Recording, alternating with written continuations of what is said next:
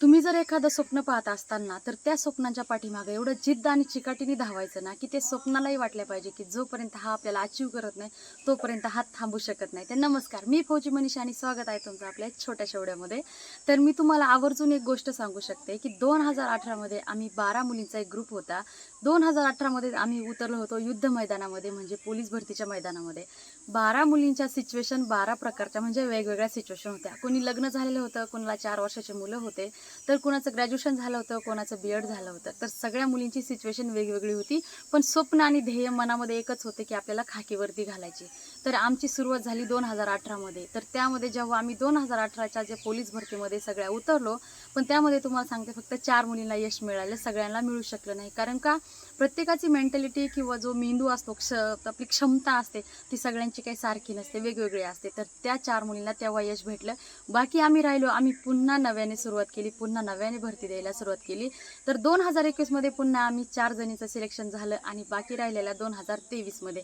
म्हणजे तुम्ही विचार करा, 2018 पासून 2023 पर्यंत म्हणजे पूर्ण 5 वर्ष मुली मेहनत करत राहिल्या, स्वप्न मनामध्ये ठेवून चालत राहिल्या. सिच्युएशन कशीही आली, मध्ये काही मुलींचे लग्नही झाले, त्यानंतर म्हणजे खूप गोष्टी, खूप अडचणी आल्या, पण त्यांनी आपल्या स्वप्नाला मनामध्ये ठेवलं आणि ते शेवटी पूर्णच केले. एका मुलीची तर अशी आठ होती, जोपर्यंत मी खाकी वर्दी घालत नाही तोपर्यंत मी लग्न करणार नाही. पण तिच्या घरच्यांनी लग्न वगैरे जमवलं आणि लग्नाची तारीखही काढली. पण नशीब तिचं एवढं चांगलं होतं की तिचं लग्नाच्या तारखेच्या अगोदरच तिचा रिझल्ट लागला. म्हणजे पहा, तुम्ही जर एवढं कष्ट आणि मेहनत करत गेले ना, त्या यशापर्यंत नेण्यासाठी देवही तुम्हाला खूप साथ देतो आणि त्यापर्यंत तुम्ही पोहोचू शकता. आणि हो, आम्ही ज्या अकॅडमीमध्ये होतो ना, तिथं आमच्यासोबत मुलंही होते आणि प्रत्येक म्हणजे लिटरली मुलं आणि मुली रडायच्या. भरतीचा जेव्हा रिझल्ट लागायचा, 1 मार्क 2 मार्क वेटिंगला राहायचे ना, ते रडायचे. पण शेवटी त्यांचंही कुठंतरी काम झालं, म्हणजे त्यांचंही सिलेक्शन झालं आणि आज ते सगळे, म्हणजे ज्यांनी खूप मनापासून प्रयत्न केले, ते सगळे आज कुठं ना कुठं आपल्या आपल्या स्वप्नांचं ध्येय गाठून बसलेले आहेत.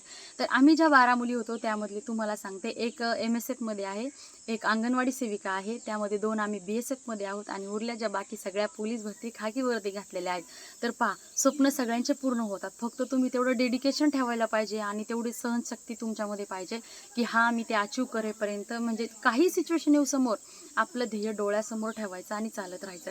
तुम्हाला एक ना एक दिवस ते ध्येय नक्कीच पूर्ण होतं. आणि तुम्हाला माहिती आहे का, जो डायलॉग आहे, किसी चीज को शिद्दत से चाहो, तर खरंच होतं, ते रिअल आहे. तर तुम्ही कोणत्या गोष्टी, हां, एखादा अर्धा अपवाद असतो की त्याचं ते स्वप्न पुरत नाही, पण त्याच्यासाठी प्लॅन बी त्यांनी तयार केलेला असतो. माहिती आहे ना, भरतीमध्ये आपण जेव्हा उतरतो तेव्हा आपल्याकडं प्लॅन ए पण पाहिजे असतो आणि प्लॅन बी पण पाहिजे असतो आणि त्या दृष्टिकोनातून आपण त्या क्षेत्रामध्ये उतरल्या पाहिजे. तर अजून कुणाला म्हणजे मला काही सजेशन द्यायचं असलं तर आपल्या कमेंट बॉक्समध्ये किंवा DM मध्ये तुम्ही मेसेज करू शकता.